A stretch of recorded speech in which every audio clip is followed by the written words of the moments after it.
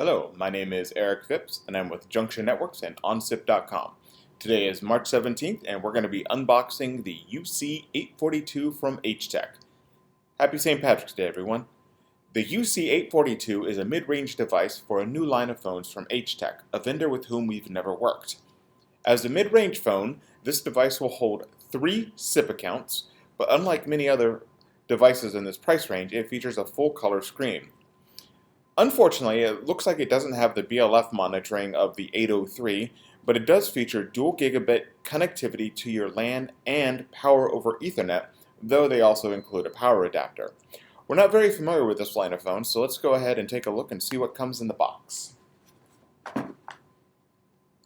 Just like the 803 that we looked at earlier, this is actually put together quite well. Not a lot really rattling around. I'm guessing that we're going to have that same foam protector there.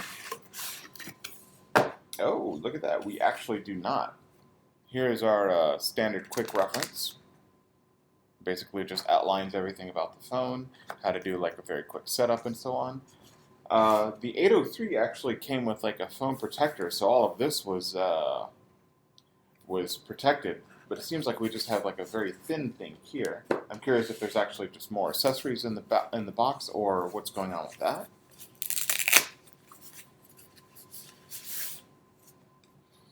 Oh, and in keeping with the full color screen, there's actually a splash of color on the logo there at the top.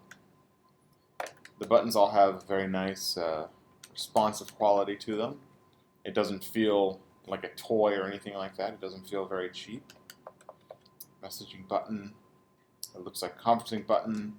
I'm honestly not too certain what some of these are, so I'll have to definitely take a look at the manual or the user guide to try and figure out, what this button is. Is that hold? That's probably a hold. It looks like a hand, a holding hand.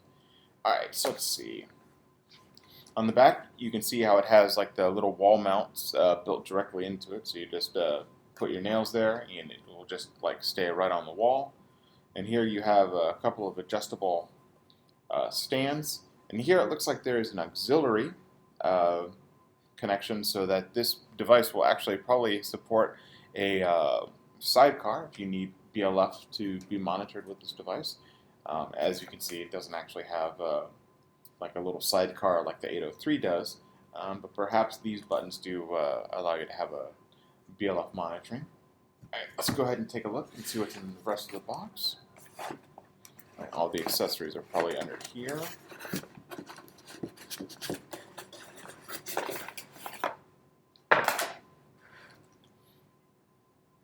Alright, so it looks like we've got, standard phone cable. We've got, what's this? We've got the 5-volt power adapter. And again, this is power over Ethernet, but they are kind enough to include a power adapter for us. Standard Cat 5 cable. That looks really thin for some reason. I don't know why that is. Probably just a design choice. Or actually, capitalism, probably economics somewhere along the line. This is a very different design from what we saw previously. Very, very firm grips there. Alright, let's see if we can figure out how to actually put it on.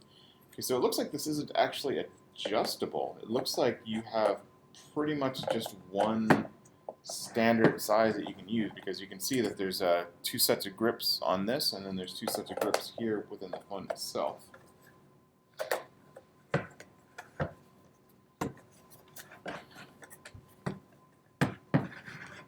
Slide that in so it clicks. It's a little rough, but I guess that means that it's just harder to pull apart too. Alright, let's go ahead and plug it in and see how long it takes to boot. The 803 booted remarkably quickly, so I'm going to actually watch this one boot as opposed to trying to tell you about the handset. Hopefully it's the same thing and we're not just sort of sitting here twiddling our thumbs. Go ahead and plug in the cable.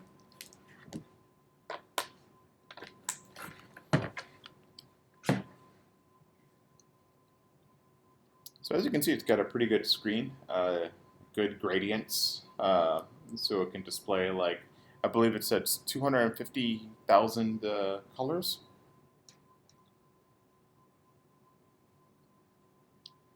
It's initializing. So I figured that this one is conference, and I figure that this button is conference, and I figure that this one is for hold. I don't know what this one is. Redial? Probably redial. Haven't figured out that one. Transfer?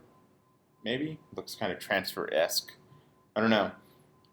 It's weird that there's no sort of acceptable standard for what these buttons look like. Alright, so yeah, this boots up remarkably quickly. So what I'm going to do is I'm going to actually take apart the handset here.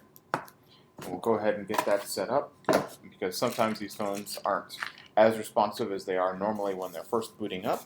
And we'd hate to misrepresent the speed with which, the buttons actually respond. Plug in. Plug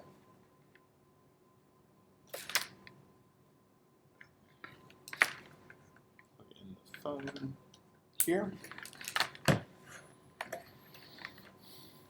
Alright, and yeah, just like the 803, it looks like this is for the date and time, and rather than start from noon or midnight or what have you, it starts from absolute zero and it starts to count up.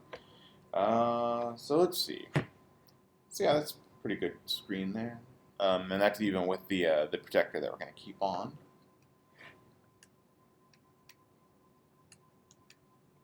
Yeah, that's very fast. That's very nice.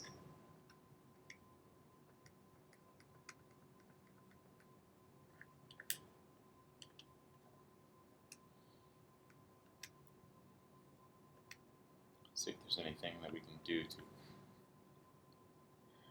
change any of this stuff. See the display. See what the wallpaper is.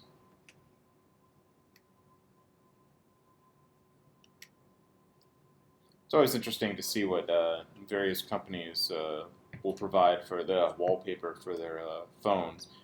A lot of like nature, but it's always funny to see like world landmarks, because the devices are made in China. So I'm curious if that's like they selected something English for that purpose, or if if all of their phones get that. Or if this is just because it's going to be exported to an English-speaking market, but that's what we get. All right, so yeah, as you can see,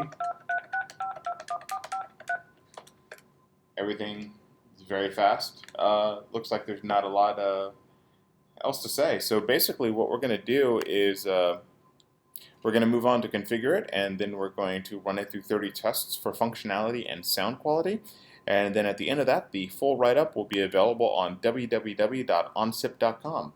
Thanks for watching, and you have a great day.